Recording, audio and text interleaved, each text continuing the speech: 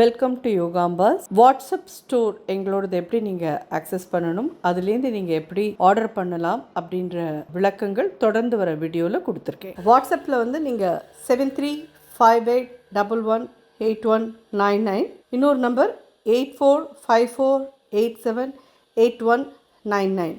இது ரெண்டையும் நீங்கள் வாட்ஸ்அப்பில் யோகாம்பால் ஷாப் அப்படின்னு சேவ் பண்ணிட்டு வாட்ஸ்அப் வழியாக நீங்கள் கேட்லாகை பார்த்துட்டு உங்களுக்கு என்னென்ன தேவையோ அதை ஆட் டு த கார்ட் கொண்டு வந்துட்டு அதை நீங்கள் வந்துட்டு யோகாம்பாஸ்க்கு ஃபார்வர்ட் பண்ணினீங்கன்னா உங்களுக்கு அந்த திங்ஸ்லாம் நாங்கள் அனுப்பி வைக்கிறதுக்கு ரெடியாக இருக்கோம். ப்ளஸ் அதில் என்னெல்லாம் அவைலபிள் இருக்கோ அது எல்லாமே நீங்கள் பார்க்க முடியும். உங்களுக்கு என்ன தேவையோ அதை நீங்கள் 2 பேக்கெட் 3 பேக்கெட் எப்படி வேணுமோ அதுக்கு தகுந்த மாதிரி நீங்கள் ப்ளஸ் ஆர் மைனஸ் போட்டு நீங்கள் வாங்கிக்கலாம். தேங்க்யூ. வணக்கம். நான் உங்கள் அபிமான யோகாம்பால் சுந்தர். நவராத்திரி 3வது நாள். ஸோ இன்றைக்கி சனிக்கிழமை அப்படிங்கிறதுனால சுவாமிக்கு நைவேத்தியத்துக்கு சாதம், அன்ன பிரசாதம் என்னென்னு கேட்டீங்கன்னா எள்ளு சாதம் பண்ணிக்கோங்க. ஆர் சிமிலி உருண்டை, இந்த எள்ளு உருண்டை நம்ம வெல்லம் போட்டு பண்ணுவோம் இல்லையா, அதில் ஏதாவது ஒன்று பண்ணிக்கோங்க. சாதத்துக்கு வந்து எள்ளு சாதம் பண்ணுறது தான் கரெக்டானது. எள்ளு சாதம் பண்ணிக்கோங்க. அதுக்கப்புறம் இன்றைக்கி பாயசம் என்னென்னு கேட்டீங்கன்னா பூரி பாயசம். இது ரொம்ப டிஃப்ரெண்ட்டான இது. நீங்கள்லாம் பண்ணியிருப்பேடா என்னன்னு தெரியல, ரொம்ப நல்லாயிருக்கும். பூரி நன்னா சாஃப்டாக நீங்கள் கிறிஸ்பாக பொரிச்சு வச்சாலும் ஓகே, சாஃப்டாக பொரிச்சு வச்சாலும் ஓகே. இதில் பாலில் போட்டு இந்த பாயசத்தை பண்ணுவோம். ரொம்ப ரொம்ப நல்லாயிருக்கும் இது. ஸோ கருப்பு உளுந்தில் சுண்டல். கருப்பு உளுந்தும் சனிக்கிழமை அன்றைக்கி பண்ணலாம். அது கருப்பு உளுந்தை வச்சு நம்ம சுண்டல் பண்ண போகிறோம். இந்த நவராத்திரி பண்டிகையே வந்து பொம்மநாட்டிகளுக்கு தான் ரொம்ப விசேஷங்கிறதுனால அவளுக்கு எது நல்லதோ, எது உடம்புக்கு நல்லதோ அதுக்கு தகுந்த மாதிரி தான் பிரசாதங்கள்லாம் இருக்கும். பார்த்தீங்கன்னா கருப்பு உளுந்து வந்து பொம்மநாட்டிகளுக்கெல்லாம் இடுப்பு பலத்தை கொடுக்கக்கூடிய ஒரு இது. அதனால கருப்பு உளுந்து சுண்டல் நம்ம எடுத்துக்கிறது ரொம்ப விசேஷம். ஸோ இது 3 இன்றைக்கி எடுத்துக்க போகிறோம். ஸோ இதுக்கு வந்து எள்ளு சாதம் நான் முன்னாடியே சொன்ன மாதிரி வெங்கடாஜலபதி சமாராதனை இந்த தளிகை போட்டிருந்தேன் பார்த்தீங்களா, அதில் இருக்குது. அந்த வீடியோவை எடுத்து இதில் நான் உங்களுக்கு கொடுத்துருக்கேன். ஸோ அதில் வாய்ஸ் வராது. உங்களுக்கு எப்படி பண்ணணும் அப்படின்ற அந்த இது மட்டும் வரும். அதை பார்த்து நீங்கள் எள்ளு சாதம் பண்ணிக்கோங்க.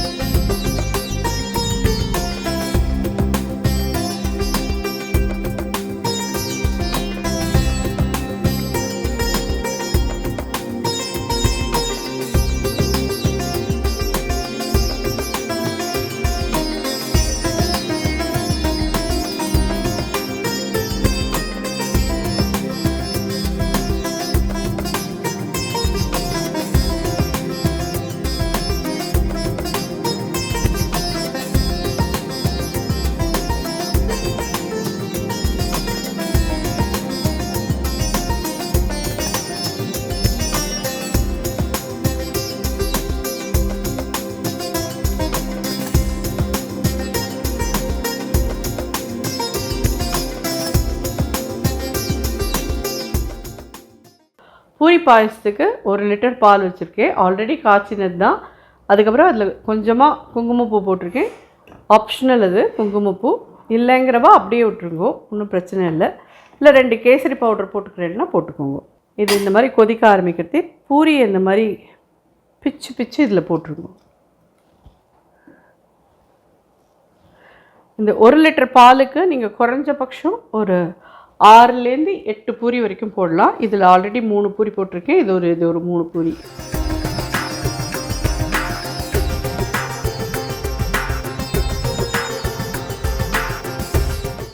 பாலோட சேர்ந்து நல்லா கொஞ்சம் கொதிக்கட்டும். பூரியும் நல்லா அதில் அப்சர்வ் பண்ணிக்குவோம் எல்லா இதையும். பால் வந்து முன்னாடியே நான் காய்ச்சிட்டேன் ஒரு தடவை. நல்லா சுண்ட சுண்ட 1 லிட்டர் பாலை கொஞ்சம் ஒரு 1/2 மணி கொதிக்க விட்டு சிம்மில் வச்சு கொதிக்க விட்டேன். ஒரு 3/4 லிட்டர் ஆகிருக்கு. இந்த 3/4 லிட்டர் பாலில் ஒரு 6 பூரி எடுத்து பிச்சு போட்டிருக்கேன் நான். ஸோ இன்றைக்கி நம்ம இதை பால் சுண்டி இதாகிறதுக்குள்ளே நம்ம பார்க்க போகிற கதை எந்த அம்பாள் அப்படின்னு சொல்லி பார்த்தீங்கன்னா ஸ்ரீங்கலா தேவி அப்படின்ற அம்பாள். இது லலிதா சஹஸ்ரநாமத்தில் இந்த பேரெல்லாம் நம்ம கேள்விப்பட்டிருப்போம். ரொம்ப அழகான பேர். வெஸ்ட் பெங்காலில் இருக்கக்கூடிய இது ஹூப்ளி அப்படின்னு ஒரு ஊர் இருக்குது. அது பக்கத்தில் பாண்டுவாவில் வந்து இந்த கோவில் இருக்குது. இப்போ அந்த கோவில் வந்து துர்காதேவிக்கு சமர்ப்பிக்கப்பட்டிருக்கு.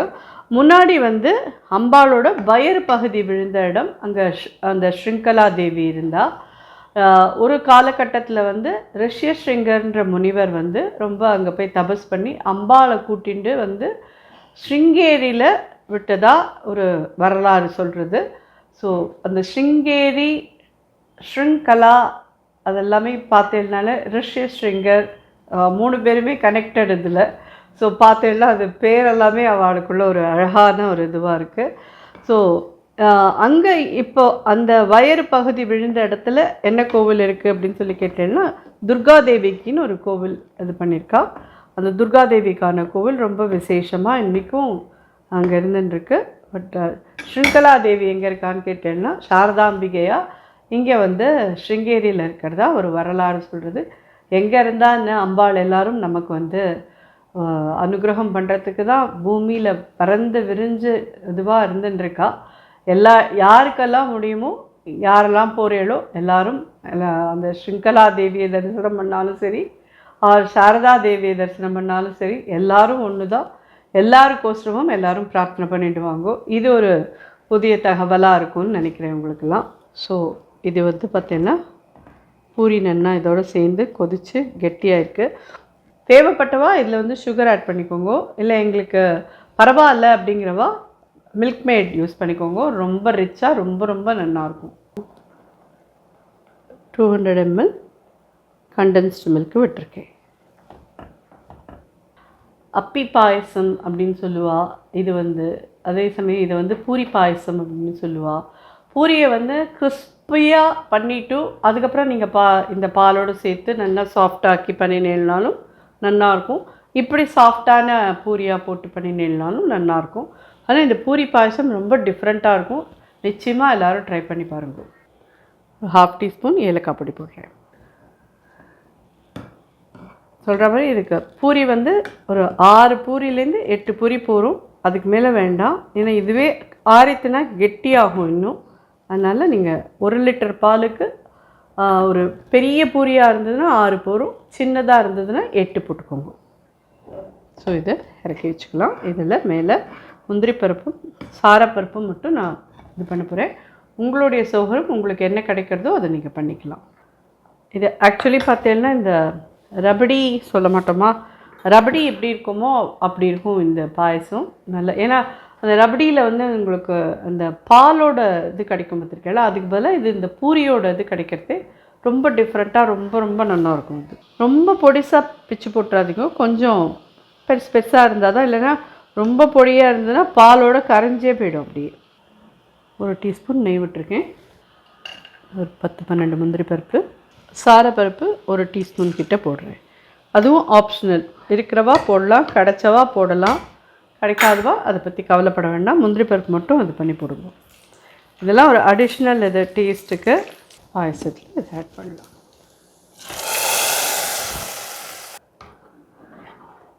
பூரி பாயசம் தயார். நல்லா ஆறட்டும். நம்ம அதுக்குள்ளே சுண்டல் பண்ணிட்டு வந்துடலாம். ஸோ இது கருப்பு உளுந்து நல்லா ஊறிருக்கு. ஜஸ்ட் ஒரு 4 hours கிட்ட ஊற விட்டேன். நல்லா முங்குற அளவுக்கு தண்ணி விட்டுட்டு கொஞ்சமாக உப்பு போட்டு 2 விசில் வாங்குங்கோ போதும். ஜஸ்ட்டு 2 விசில் அவ்வளோதான். 4 ஹவர்ஸ்க்கு மேலே ஊறணும்னு அவசியம் கிடையாது. நல்லா கொதிக்கிற வெந்நீரை விட்டு ஊற வைங்கோ. 4 மணி நேரத்தில் ஊறிடும். அதுக்கப்புறமா நீங்கள் வந்து குக்கரில் முங்குற அளவுக்கு தண்ணி விட்டு கொஞ்சமாக உப்பு போட்டு 2 விசில் வாங்கிட்டு ப்ரெஷர் இறங்கினதும் வடிகட்டிட்டு நல்லா பைப் தண்ணியில் அலசிடுங்க. அலசிட்டேன்னா இந்த குழப்பெல்லாம் இல்லாமல் க்ளீனாக ரொம்ப நல்லா வரும். ஒரு 1/2 டீஸ்பூன் கடுகு, ஒரு 1/2 டீஸ்பூன் உளுத்தம்பருப்பு. இதுவே உளுந்து சுண்டல் தானேங்கிறலா. இது சேர்றதே இது க்ரன்ச்சியாக டிஃப்ரெண்ட்டாக இருக்கும்.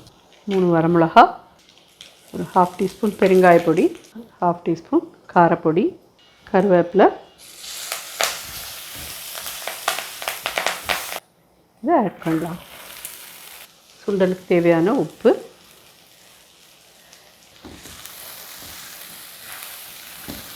நல்லா மிக்ஸ் பண்ணிவிடுங்கோ. சுண்டல்லையும் தண்ணியெலாம் இல்லாத அளவுக்கு நல்லா வதக்கிடுங்கோ. ஏன்னா கடைசியாக நம்ம எலுமிச்சம்பழம் வேறு புழிப்போம். ஸோ இதில் தண்ணி இருந்ததுன்னா எலுமிச்சம்பழம் புழிஞ்சோன்னா அது இது எல்லாமே சேர்ந்து சுண்டலில் ஒரே தண்ணியாக நிற்கும். மேலே கொத்தமல்லி அடுப்பை அணைச்சிடுறேன்.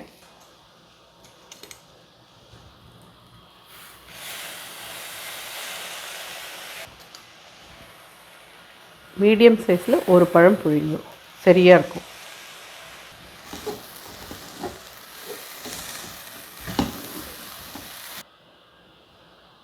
தேங்காய் ஒரு 2 டேபிள் ஸ்பூன். நீங்கள் ஒரே டப்பாலேருந்து தானே எடுத்து போடுறேன் அப்படின்னு சொல்லி கேட்கலாம். இது நான் ஒரே நாளில் பண்ணுறதுனால, இது அப்படி அப்படியே நைவேத்தியம் பண்ணுறதுனால பிரச்சனை கிடையாது. நீங்கள் நைவேத்தியம் பண்ணுறதை மட்டும் இந்த மாதிரி சாப்பிட்ட தேங்காயாக இருந்தால் அடுத்த நாளைக்கு பண்ணிக்கோங்க ப்ளீஸ். ஸோ ஜோரான கருப்பு உளுந்து சுண்டல் தயாராகிடுது. எல்லா பொம்மநாட்டிகளுக்குமே இது ரொம்ப ஹெல்தியான ஒரு சுண்டல். இந்த பூரி பாயசமும் இந்த கருப்புளுந்து சுண்டல், எள்ளு சாதம் இதெல்லாம் இன்றைக்கி பண்ணி சுவாமிக்கு நைவேத்தியம் பண்ணிவிட்டு சாப்பிட்டு பார்த்துட்டு எப்படி இருந்தது எனக்கு ஃபீட்பேக் சொல்லுங்க. நான் ஒரு விளையாட்டு பொம்மையா, நான் ஒரு விளையாட்டு பொம்மையா, ஜெகன் நாயகியே உமையே உந்தனுக்கு நான் ஒரு விளையாட்டு பொம்மையா, ஜெகன் நாயகியே உமையே உந்தனுக்கு நான் ஒரு விளையாட்டு பொம்மையா.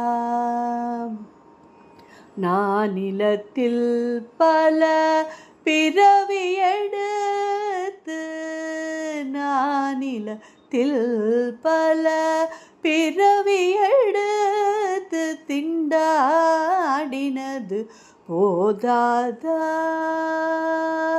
நான் நிலத்தில் பல பிறவி எடுத்து திண்டாடினது போதாதா, உந்தனுக்கு நான் ஒரு விளையாட்டு பொம்மையா, ஜெகன் நாயகியே உமையே உந்தனுக்கு நான் ஒரு விளையாட்டு பொம்மையா. அருளமுதை பருக அம்மா அம்மா என்று அலறுவதை கேட்க ஆனந்தமா, அருளமுதை பருக அம்மா அம்மா என்று அலறுவதை கேட்க ஆனந்தமா, ஒரு புகழில் திருவடியடைந்தேனே,